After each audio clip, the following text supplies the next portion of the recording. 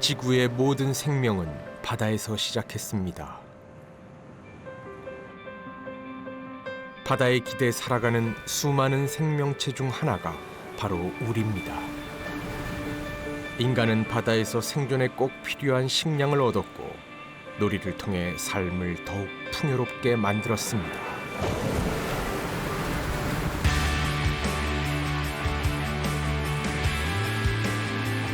더 나은 미래를 위해 인류는 아주 오래전부터 바다를 연구해 왔습니다.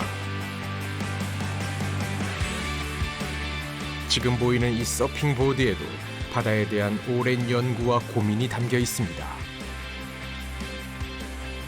Oh, here you go. This one. That's surfboard foam. Oh.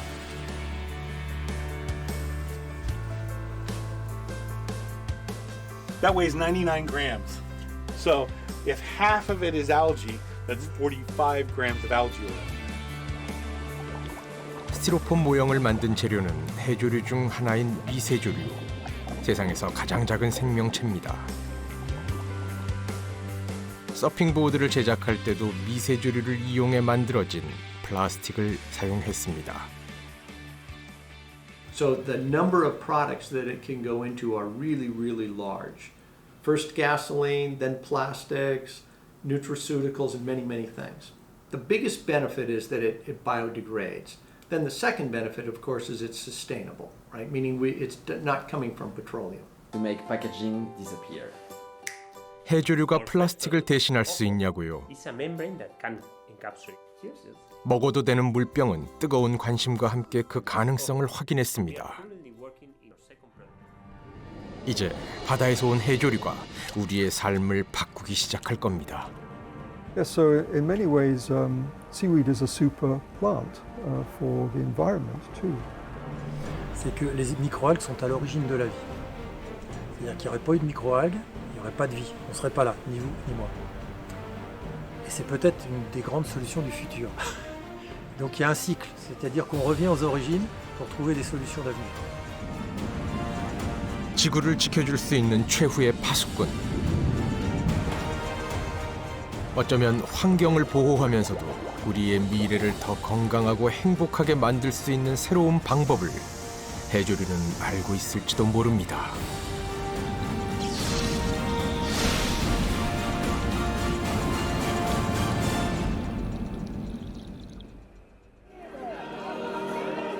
(1년이면 1,000만 명) 이상의 여행자가 찾아오는 낭만의 도시 파리. 도심에 사람이 늘면서 풀어야 할 숙제가 하나 생겼습니다. 심각한 교통체증과 이로 인한 대기 오염입니다. 2030년이 되면 자동차의 휘발유 사용 금지를 발표할 정도입니다. 맑은 공기가 간절한 사람들을 위해 파리의 명물 광고 기둥이 색다른 변신을 시도했답니다. 이 안에 어떤 비밀이 숨어 있을까요?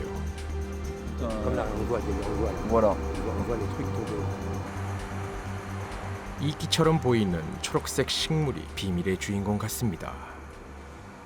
다행히 궁금증을 풀어줄 해결사가 등장한 것 같습니다. 이 광고 기둥을 관리하는 분들이랍니다. 드디어 활짝 열린 비밀의 문.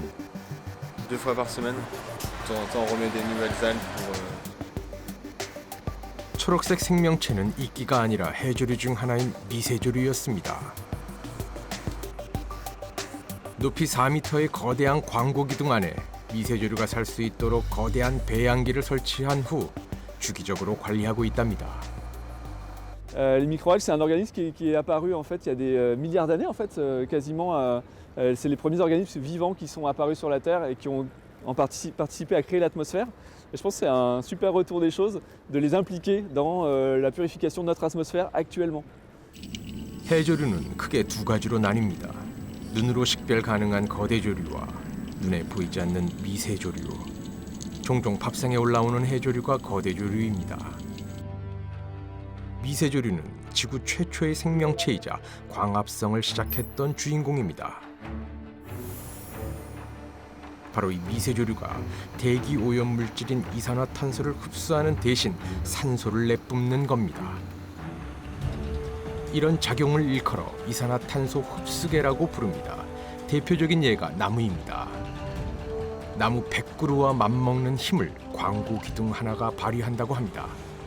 Quand on prend un mètre carré cultivé en algues par rapport à un mètre carré cultivé par exemple en maïs, il y a une efficacité qui est beaucoup plus importante à créer de la biomasse et également donc à purifier l'air. 파리에서 손꼽히는 명물인 광고 기둥을 거대한 공기청정기로 활용하는 거죠. 현재 4개의 기둥이 설치됐고 숫자는 꾸준히 늘려갈 예정이랍니다. Je sais que ça redonnait de l'oxygène, mais je ne savais pas que ça filtrait les particules dues au diesel par exemple. C'est génial ça. C'est une bonne idée, parce qu'avec toutes les cochonneries qui sont dans l'air, c'est quand même une très bonne idée. Après, à voir sur le long terme si ça va bien fonctionner ou pas, on verra. J'ai jamais entendu parler de ça. Je connaissais pas du tout. Ah ben, c'est bien, puisque franchement, la pollution, ça commence à devenir un peu important. C'est plutôt pas mal de purifier l'air. Enfin, je m'y connais pas trop, mais je trouve que c'est plutôt une bonne idée, quoi. 미세조류의 종류는 수십만이 넘습니다. 학계에 정식 등록된 품종만 6천여 가지. En fait, ici, on a de la lumière. Donc, c'est des souches qui ont besoin de lumière pour se développer. Et ici, en fait, on a mis un papier d'aluminium pour cacher de la lumière, pour qu'elle se développe dans le noir. Donc, c'est des algues qui peuvent se développer dans le noir. 광고 기둥엔 어떤 미세조류가 살고 있을까요? Alors, il s'agit de la souche qu'on utilise pour le puits de carbone. 오염물질을 잘 견디는 미세조류 품종만 특별히 엄선해서 광고 기둥으로 보냅니다.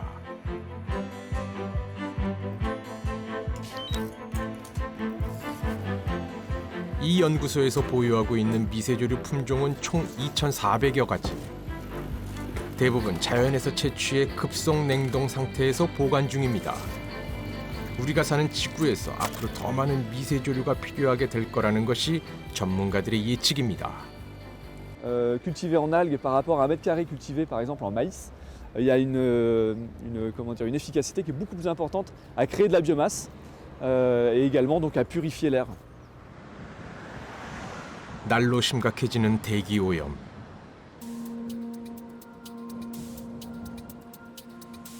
그런데 주범 중 하나로 소가 지목됐습니다. 미국 축산업의 중심인 캘리포니아 주에선 2030년까지 소의 메탄가스 방출을 40% 감축하겠다는 규제안까지 발표했습니다. 소가 트림을 하거나 방귀를 낄 때마다 방출하는 메탄가스가 세계 온실가스의 15.3%. 소가 풀을 먹으면 장내 미생물들이 섬유소를 분해해 영양분으로 바꾸는데 바로 이 과정에서 메탄가스가 발생하고 트림과 방귀 형태로 대기에 방출됩니다. 그렇다면 소의 먹이를 바꿔보는 건 어떨까요? 미국의 한 대학에선 소에게 해조류를 먹인 다음 입에서 나오는 날숨을 모아 분석을 실시했습니다. 그리고 메탄가스 방출량이 30% 이상 감소하는 걸 확인했습니다. So comparing the cows that did not receive seaweed and the cows that received seaweed, and we haven't seen much of a difference in terms of the productivity of the animal as well. So the main effect of the seaweed seems to be in reducing the methane emissions. 처음 연구를 시작한 건 15년 전입니다. 소의 건강에 도움이 될 것 같은 천연식품을 먹이로 주었지만 대부분 소가 거부를 하거나 먹었더라도 메탄가스 방출량은 줄어들지 않았습니다. 그런데 해조류를 대부분의 소가 잘 먹는 걸 알게 됐습니다. Unfortunately, none of these have shown drastic methane reduction. So again, extremely different morphology. So this is freeze-dried and ground to preserve the biome. 호주에서 많이 나는 바다 갈고리 풀이란 해조류인데요. 바로 이걸 먹었을 때 소의 메탄가스 방출량이 줄어든 겁니다. 무수한 실패 끝에 15년 만에 해조류에서 답을 찾아낸 겁니다. 덕분에 연구는 본격 궤도에 올랐습니다.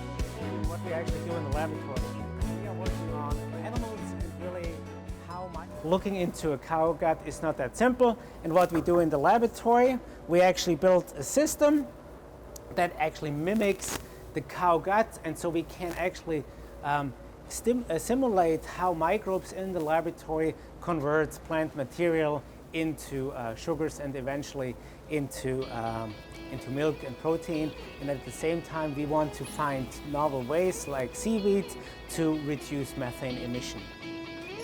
이 실험 기구는 소의 위장 활동을 본따 만들어진 기구입니다. 다양한 해조류가 소의 내장에서 미생물들 간의 활동에 어떻게 영향을 미치는지 실험하는 중입니다. But at the same time, really making sure that animals, not only cows but other animals, are really healthy and that we can improve. 30억 년 전 지구에서 생명의 시작을 처음 알렸던 해조류. 광합성을 통해 내뿜었던 산소는 지구의 대기를 형성했고 다른 생명들이 살아갈 수 있는 기반이 만들어졌습니다. 맑은 공기를 되찾기 위해 노력하는 인간들에게 또다시 해조류가 길을 제시해 줍니다. 그동안 인간들이 잘 알지 못했던 해조류의 가치와 힘이 지구를 건강하게 지킬 열쇠가 아닐까요?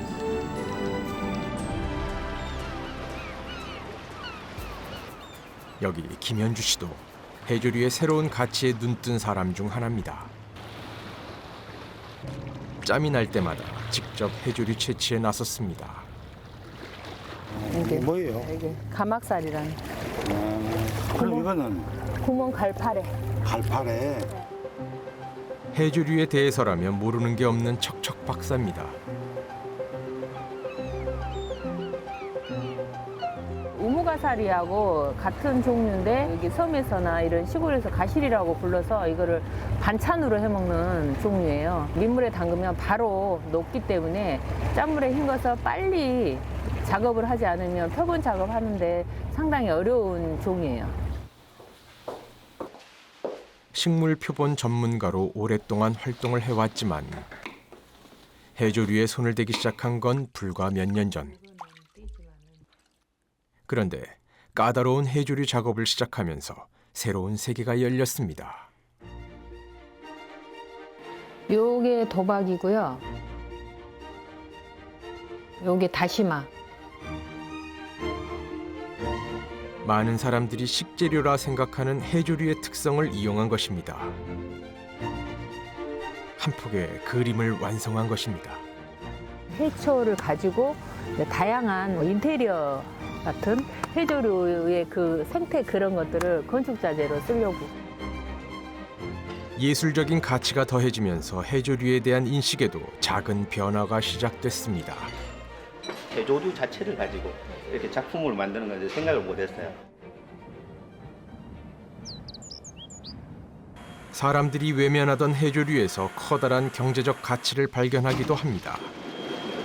완도의 특산물 미역귀인데요. 건강식품으로 인기가 높지만 예전엔 바다쓰레기 취급을 받았습니다. 양식에 의존하면서 이 미역귀를 염장을 하게 되면은 점액질 알긴산이 너무 많이 나와가지고 미끈미끈해가지고 그 염장 자체를 할 수도 없고 염이 안 먹어버려요. 그래서 가지고 이 미역귀를 가공을 안 하고 바다에다가 거의가 버려버렸는데 이게 이제 해양 쓰레기로 이제 전락이 돼버렸죠. 미역귀가 남해안의 보물로 인생 역전에 성공한 건 일본에 수출을 시작하면서부터였습니다. 이젠 매년 2,000톤 이상 수출을 하는 효자 상품이 됐습니다.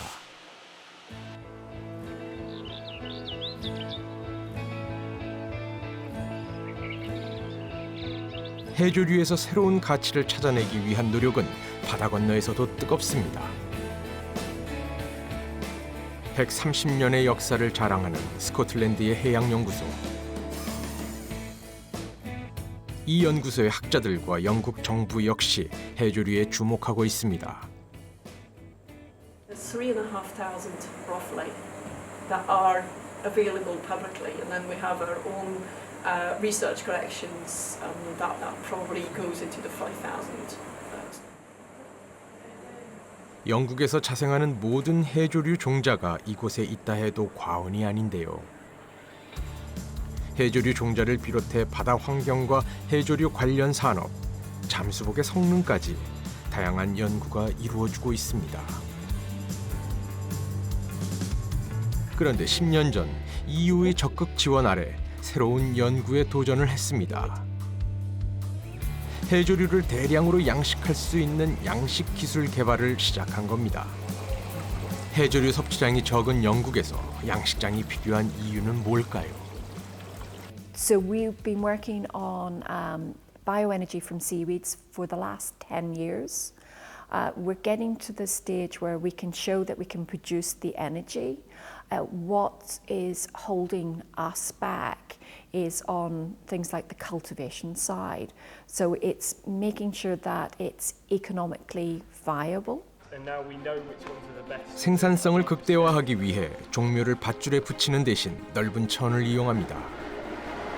해조류를 원료로 하는 에너지를 개발하기 위해선 대량의 원자재를 확보하는 것이 관건이기 때문입니다. 스코틀랜드의 서쪽 바다에서 자생하는 야생 켈프를 첫 번째 양식 품종으로 선택했습니다. 1제곱미터당 최대 20kg까지 수확이 가능해 연구원들 사이에선 작은 발전소라는 별명으로 불릴 정도라고 합니다. It's just at the moment hitting its limit of how much can be harvested from the wild environment in a sustainable way. And now there is this realization that there is a huge potential that can be harnessed really by introducing cultivation in European waters. And in that movement, I would say Europe is really following some other continents, and especially Asia, but also South America, and to some extent Africa, that have really started massive industries. 해조류를 즐겨 먹는 우리나라는 바다의 양식장이 빼곡합니다. 해조류는 삼국시대부터 밥상에 올랐고 조선시대에는 임금의 귀한 진상품이자 무역 물품이었습니다. 지금도 한국에서 가장 많이 수출하는 수산물이 해조류인 김입니다. 김을 양식하기 시작한 건 17세기. 아직도 완도에선 대나무나 소나무로 지주를 만들어 김바를 설치하는 지주식 김양식을 고집하고 있습니다. 적당한 수위에서 햇볕에 노출돼 병충해가 없고 맛이 더 좋답니다. 조상들의 과학과 지혜가 담긴 해조류 양식 기술이 후손들의 미래로 이어지고 있습니다. 장소는 좀 달라졌습니다. 탁 트인 바다가 아니라 바다를 연구하는 실험실입니다. 양식 품종에는 더 큰 변화가 생겼습니다. 저희가 지금 키우고 있는 게 광합성 미세조류라서요. 광합성을 통해서 성장을 하게 되거든요. 그래서 이제 빛을 공급해주기 위해서 LED를 켜주는 거죠. 미세조류는 세포 분열로 개체수를 늘립니다. 일주일 동안 무려 10번 정도 세포 분열을 한답니다. 세포 분열로 미세조류의 농도가 높아지면 건조를 시켜 가루 상태로 만듭니다. 이 미세조류는 광합성 과정을 통해 식물성 기름을 생산하는데 이 식물성 기름을 정제시키면 바이오 에너지가 탄생하게 된답니다.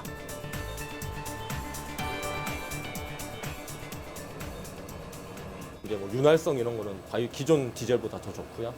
자동차에 넣어도 문제 없습니다. 이미 3년 전 미세조류로 만든 기름으로 서울에서 부산까지 성공적으로 질주를 마쳤습니다. 친환경 에너지로서 가능성을 확인한 겁니다.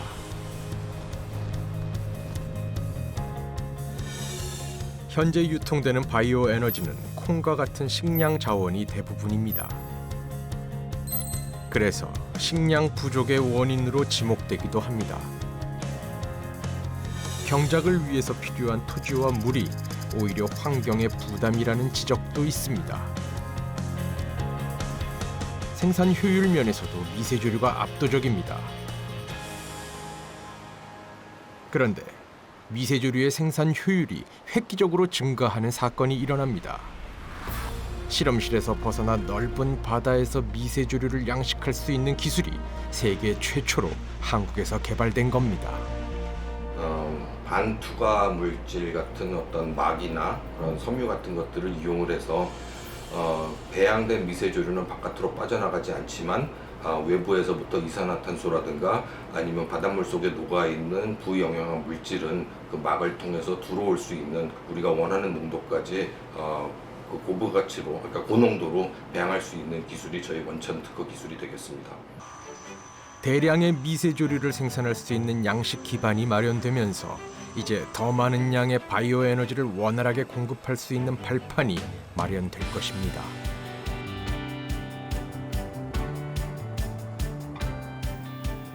자동차 연료를 대체할 수 있는 신재생 에너지로서 정부가 규정한 품질 기준에도 적합하다는 분석, 상용화를 눈앞에 두고 있는 셈입니다. 저희가 지금 자동차의 경우에 바이오 디젤을 3% 섞고 있지만 그 바이오 디젤의 50%, 원료의 50%는 이제 수입을 하고 있습니다. 그렇게 돼서 좀 더 향후에 바이오 디젤 함량이 늘어간다고 했었을 때 결국에는 수입 원료가 늘어날 수 있는 우려가 있는데요. 만약에 미세조류율의 바이오 디젤이 상용화가 된다면 그리고 우리나라 지리학적 특성상 삼면이 바다이기 때문에 충분히 많은 부분을 자급자족할 수 있는 계기가 될 수 있을 거라 생각됩니다. 수송용 연료에 일정 비율의 신재생 에너지를 혼합하도록 규정한 제도가 2015년 실시되면서 미세조류 에너지에 대한 기대가 더 높아졌습니다.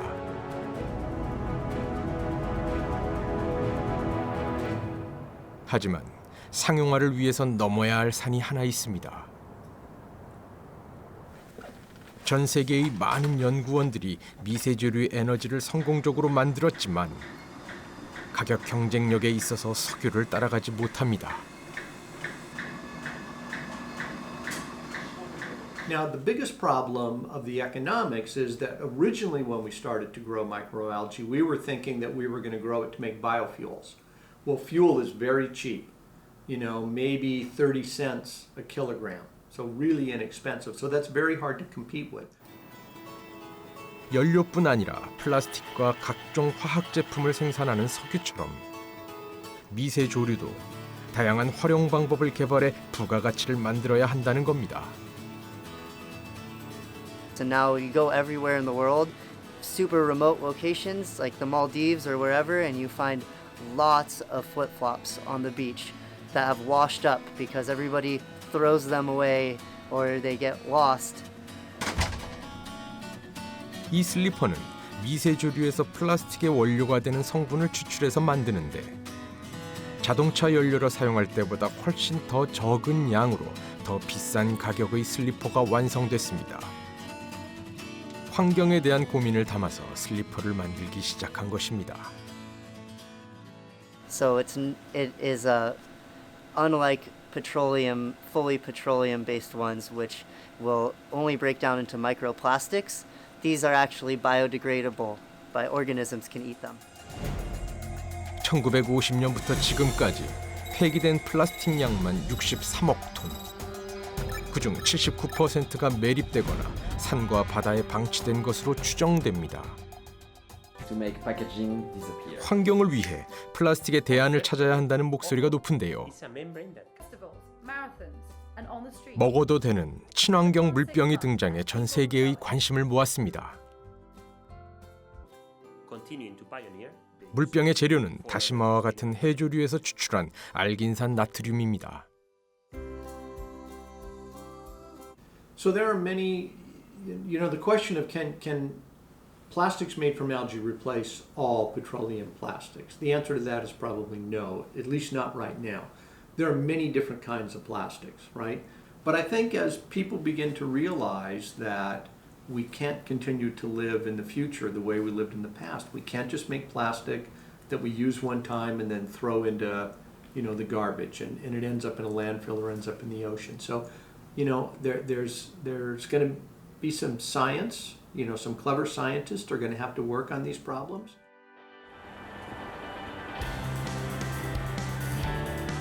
와인 생산지로 유명한 보르도 지역. 이곳에서 열린 건강식품 박람회에서 가장 인기를 모았던 건 미세조류 중 하나인 스피룰리나였습니다. 해조류를 꺼리던 프랑스에서 최근 선풍적인 인기를 끌고 있답니다. J'ai beaucoup de force, j'ai la pêche, la phycocyanine, j'en consomme aussi. Parce que j'en consomme déjà depuis quelques années, par cure, voilà, parce que je fais beaucoup de sport et du coup ça m'aide à être moins fatiguée et je fais un complément alimentaire, quoi. Alors ça c'est ce qu'on trouve dans nos bassins, c'est notre milieu de culture plus notre spiruline.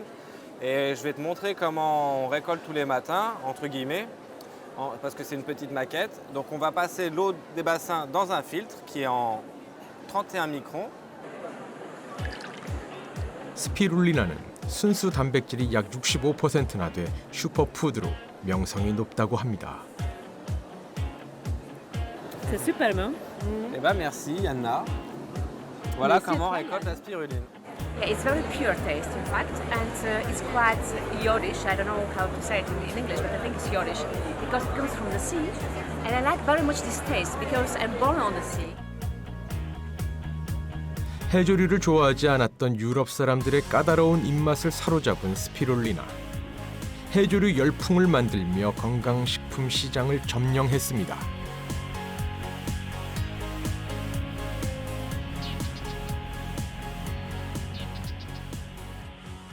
스피룰리나의 인기와 더불어 미세조류의 바람도 뜨겁습니다. 직접 배양할 수 있는 건축 기술까지 연구할 정도인데요. 이렇게 생산한 미세조류를 산업용으로 판매가 가능해 해조류 산업의 폭이 더 넓어질 것으로 기대됩니다.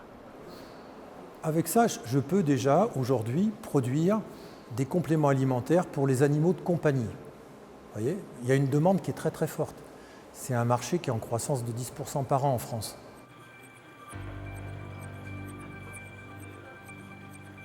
헤마토코쿠스라는 어려운 이름의 미세조류는 과도한 스트레스나 햇볕을 받게 되면 아스타잔틴이라는 붉은 물질을 만드는데 뛰어난 항산화 작용으로 화장품의 원료로 사용된답니다. 세상에 알려진 것보다 아직 발견되지 않은 미세조류가 더 많습니다. 새로운 품종과 효능을 발견하기 위한 연구가 경쟁적으로 이루어지면서 미세조류가 하나의 산업으로 자리 잡게 됐습니다. Ça, on s'en sert notamment en médecine parce que ça a des propriétés fluorescentes et on s'en sert notamment comme traceur dans certaines détections de process de détection de tumeurs, par exemple. C'est pour ça que c'est très cher.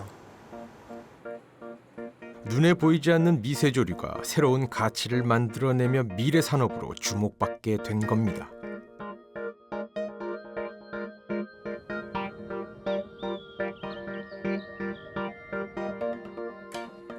해조류 시장을 선점하기 위한 경쟁도 치열합니다.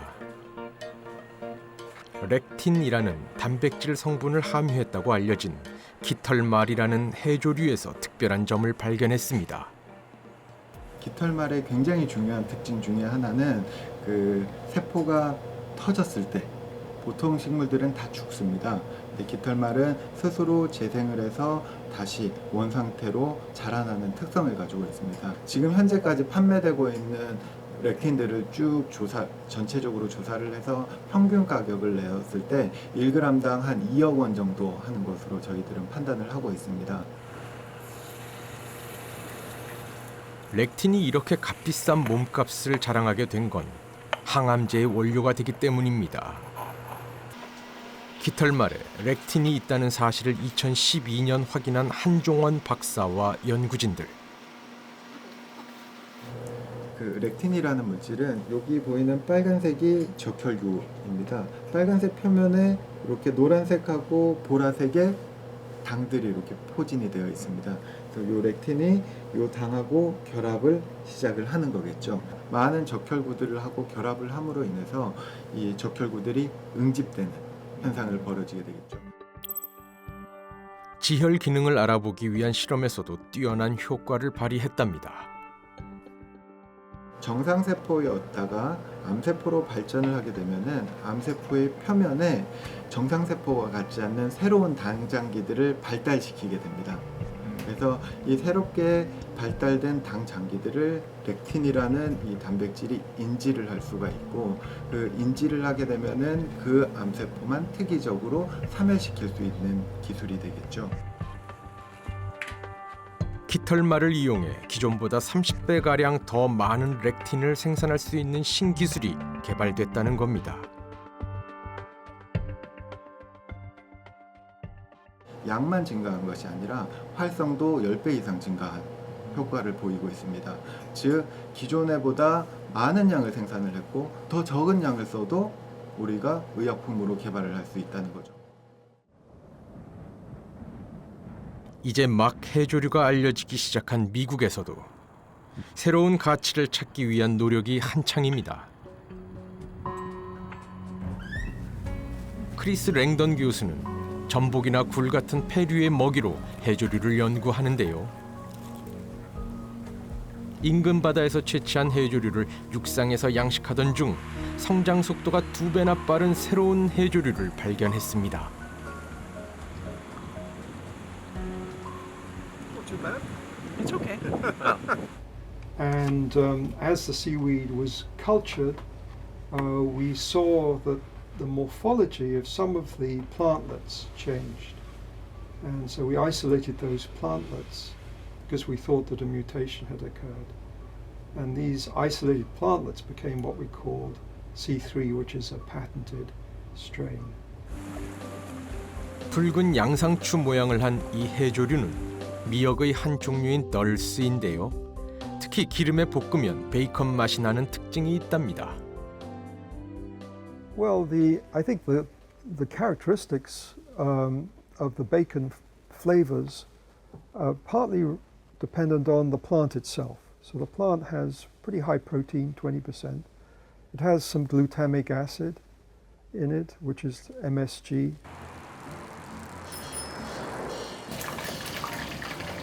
미국인들에게 가장 익숙한 베이컨 맛이 나는 새로운 해조류의 등장.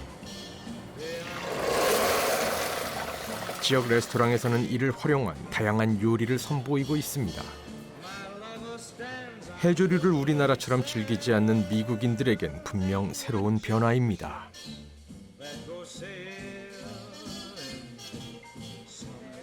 저칼로리 고단백질 식품에 맛도 친숙한 베이컨 맛, 미역. 새롭게 개발된 해조류는 앞으로 미국인들의 식탁에 어떤 변화를 가져오게 될까요? That's really good. Wow. When I first tasted it on the salad, I thought it seemed a little like bacon. I would rather have the seaweed than real bacon. 새로운 미래와 변화를 예고하는 해조류의 등장. 세계는 지금 새로운 품종을 확보하기 위한 경쟁으로 뜨겁습니다. 한국 수산물 생산의 중심지 완도. 전남해양수산기술원 수산종자연구소에선 국내에 서식하는 해조류 13종과 지역별로 다른 특징을 가지는 개통주 105점을 보관 중입니다. 종자를 지키는 것이 해조류의 미래를 지키는 것과 직결되기 때문입니다. 수온이 내려가도 잘 자랄 것 같아요. 생장률이 좋았어요. 보관 중인 종자 중엔 우리나라 김양식을 한 단계 끌어올린 신품종도 있습니다. 이거 하나 가지고 가서 그 기네스북에 올리려고 다 말았는데 2m 35cm짜리 김이 있습니다. 그 종자를 가지고 씨앗을 만든 것이 해풍이로 일명만한 전남 슈퍼김1호가 거기서 종자를 받아가지고 만든 김. 지난 2010년 품종 개발에 성공한 해풍 1호를 비롯해 한국은 김 9품종과 미역 1품종 등 우리 바다에 특화된 품종을 개발했습니다. 시험 양식까지 마치고 품종 보호권을 출원, 어가에 보급돼 양식 중인데요. 우리의 기술로 본격적인 해조류 시대를 열기 위한 만반의 준비를 하고 있는 겁니다. 네, 국제적으로 이제 그 식품종 보호 동맹이라는 조약이 생기고 해서 육성권자의 권리가 중요하게 됐어요. 이제 결국에는 로열티 문제가 있거든요. 이런 것들 때문에 이제 어디서 이렇게 유전 자원을 얼마나 많이 가지고 있느냐가 지금 중요한 시대입니다. 해조류 전쟁이 전 세계적으로 뜨겁게 달아오르면서 국내 해조류의 약 43%를 생산하고 있는 완도에선 세계 최초로 국제 해조류 박람회도 열렸습니다. 해조류 시장을 선점하기 위해 발빠르게 움직였던 건데요. 지난 2017년 2회를 맞았습니다. 박람회를 통해 완도가 해조류 산업의 중심 도시라는 것을 전 세계에 알리는 계기가 됐습니다. 단순 식용에서 의약품과 화장품 그리고 미래의 대체 식량 자원으로서 에너지 자원으로서 다양하게 이렇게 활용이 되기 때문에 앞으로 우리 완도에서 추진하고 있는 해양치유 산업과 연계한다면 바이오 산업의 그런 자원으로서 대단히 중요한 역할을 하게 될 것입니다.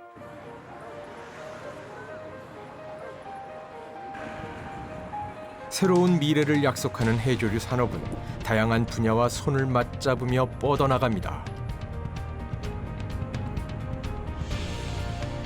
구불구불 연결된 파이프를 가득 채운 초록색 물결은 바로 미세조류입니다. 이곳은 미세조류를 활용해 오염된 물을 정화하는 기술을 개발해 화제를 모았던 벤처 회사입니다. 현재 파리 시내 10여 개의 빌딩에 기술을 직접 적용해 시공 중이며 해외에도 진출하고 있다고 합니다. Ici, ce sont les premières toilettes que nous avons directement raccordées au système de traitement d'eau par les microalgues. Je vais vous montrer ensuite le reste du système. Mais lorsque l'on tire la chasse ici,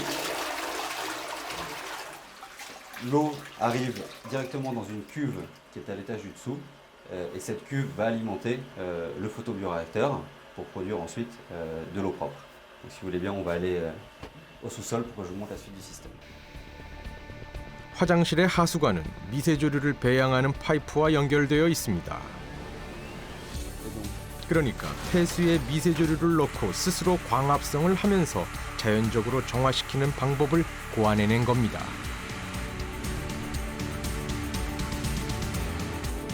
화학 제품을 전혀 사용하지 않은 환경 친화적인 방법입니다. C'est-à-dire qu'on délocalise le système de purification d'eau qui sent mauvais, qui encombre, qui est toujours très loin de la ville, ou quand c'est pas loin de la ville, ça sent très mauvais, et de façon à pouvoir proposer des stations d'épuration embarquées dans le bâtiment. C'est que notre système permette à tous de pouvoir produire mieux, rejeter moins de carbone. En Nouvelle-Zélande, nous avons signé un contrat. La Nouvelle-Zélande est passionnée par ce que nous faisons. C'est un pays qui a une très grande conscience environnementale. Et là, on va équiper déjà une première ferme laitière. 수질 정화에 사용된 미세조류는 에너지원으로 활용돼 경제적인 가치가 더 크답니다. 산업이 발달하면서 폐수를 처리하는 비용도 늘어나는 추세. 미세조류의 가능성이 하나 더 확인됐습니다.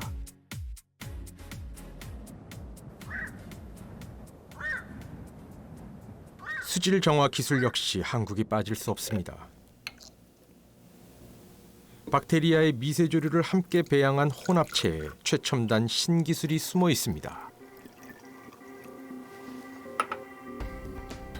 기존에는 박테리아를 이용해 유기오염 물질을 제거한 뒤 질소를 처리하는 공정을 거쳤습니다. 그런데 미세조류를 혼합해 질소까지 동시에 처리하도록 한 겁니다. 폐수에 섞여 있던 미세조류가 위로 떠 있는 모습이고요. 이 중간에 보이는 미세한 층이 이 전기분해 반응에서 생성된 미세 버블 층입니다. 그리고 요 밑에 있는 물이 이제 깨끗하게 정화된 폐수이고요. 이것을 저희가 방류를 하고 위에 있는 미세조류는 회수를 할 수가 있습니다. 기존에 사용하던 방법보다 전기 에너지를 무려 60배 정도 절약할 수 있답니다.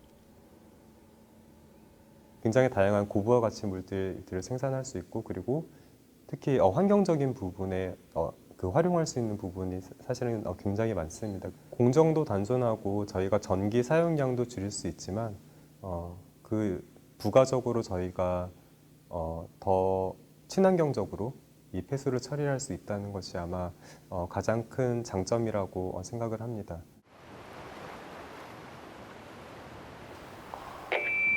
존경해서 알리겠습니다. 오늘 생산자는 작업을 하겠습니다. 해조류에 대한 관심이 세계적으로 뜨겁지만 바다를 터전으로 살아가는 사람들은 반가운 표정만은 아닙니다.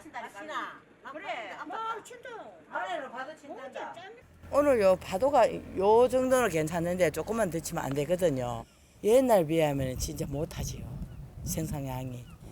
옛날에는 생산이 많았는데 지금은 우리 마을에서 이제 뭐 정부 지원을 전복 하잖아요.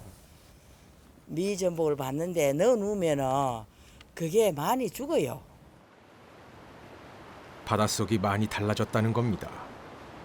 10여 년 전엔 물질만 열심히 해도 자식들 먹이고 가르칠 수 있었습니다. 바닷속 환경이 변하면서 요즘은 옛날 같지 않다는 겁니다. 그래도 바다를 떠나 살 수 없는 해녀들은 포기하지 못한 채 차가운 겨울 바다로 향합니다.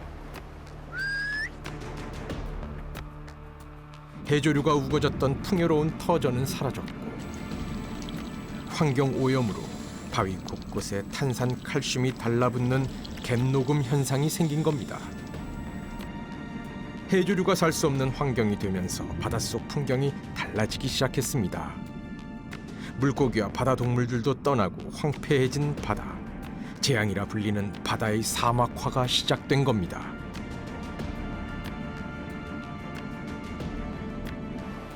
그러다 보니 바구니 반도 못 채우고 나오는 날이 부지기수입니다. 물도 옛날보다 오염되고 하니까 그런지 몰라도 옛날만큼 생산이 없어요. 어떻게 하면 황폐해진 바다를 살릴 수 있을까요? 고민 끝에 사라진 해조류를 되살려 바다숲을 조성하기로 했습니다. 우리 대왕숲 조성하고 관리하고 있는 창포리에 가고 있습니다. 연안 생태의 기초 생산자로 광합성어라는 식물이고 다년생 해조류이기 때문에 그 생태계 구성원으로서 굉장히 중요한 위치에 있는 해조류 중에 하나입니다. 동해바다의 약 3분의 1이 갯녹음으로 인해 몸살을 앓는 상황. 대황숲을 조성하기로 한 건 지난 2016년이었습니다.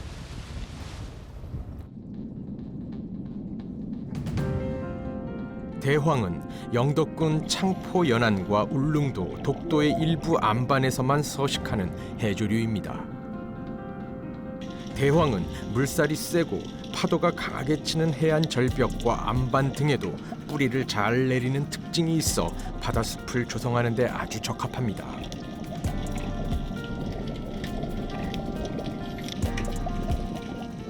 대왕이 뿌리를 내릴 수 있도록 콘크리트 구조물을 고정한 뒤 어린 대왕을 하나하나 정성스럽게 이식했습니다.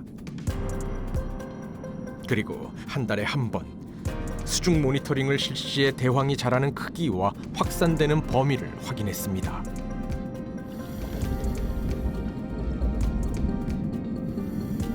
잠수부들은 대왕을 먹이로 하는 성게와 군소 등을 일일이 잡아내야 합니다. 숲이 제대로 조성될 때까지 성게 같은 조식 동물이 과도하게 생기지 않도록 주의해야 하거든요. 한 거는 우리가 다 잡아냈고요. 여름에 잡아오고 지금 조그만 것들 다시 등장하는 모양이에요. 대왕숲이 조성된 지 4년째 바다는 얼마나 달라졌을까요? 처음에 이걸 시작했을 때는 어린 유엽들이 발견이 안 됐었거든요. 근데 지금 그 대왕숲을 이렇게 조성을 하고 나서 포자가 발생했고 어린 유엽들도 많이 생기고 점점 이렇게 주변 안반으로 천이 되고 아주 풍성해지는 느낌을 많이 받고 있어요. 저희가 들어가 보면. 지구를 구원할 수 있는 마지막 희망. 바다는 인류에게 해조류를 선물했습니다. 지금 전 세계는 바닷속 해조류에 집중하고 있습니다. 30억 년 전 지구에 생명의 숨결을 불어넣었던 최초의 해조류가 오염된 지구를 치유하고 새로운 산업을 만듭니다.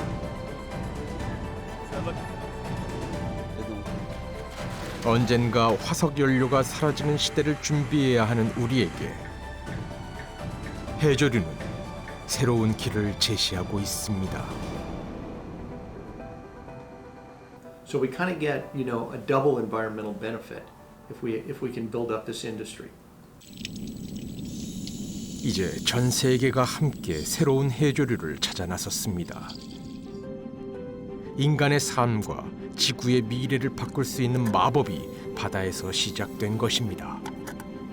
우리가 사는데 전혀 영향이 없을 것 같은 생물체가 멸종되는 것을 왜 그렇게 세계 유명한 과학자들이 경고를 하냐 하면 생태계의 다양성이 죽게 되면 전체가 같이 죽는다는 것입니다.